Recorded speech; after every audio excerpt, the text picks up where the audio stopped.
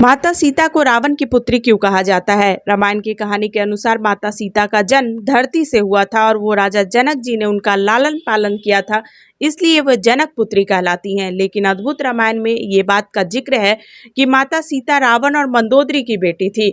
और अद्भुत रामायण में एक प्रसंग के अनुसार दंडकारण्य में गृहसंबंध नामक एक ब्राह्मण माँ लक्ष्मी को बेटी के रूप में पाना चाहता था और इसलिए वो एक कलश में कूश के अग्रभाग से मंत्रोच्चारण करते हुए दूध की बूंद कलश में समर्पित करता था। इस दौरान देवताओं और असुरों के बीच में संग्राम चल रहा था और रावण उस कुटिया पर पहुंच जाता है जहां गृहसम्मत ब्राह्मण रहते हैं।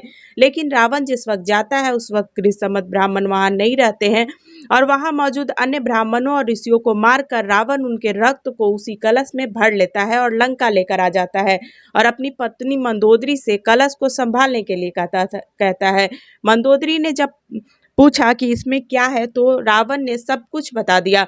इसके बाद रावण विहार करने के उद्देश्य से सह्याद्री पर्वत पर चला जाता है और इस दौरान नाराज मंदोदरी उस कलश में रखे पदार्थ को पी लेती है और कुछ समय बाद वो गर्भवती हो जाती है।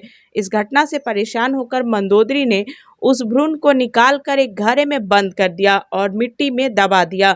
एक दिन राजा जनक जब हल चलाते हैं तो उन्हें वो घड़ा मिलता है।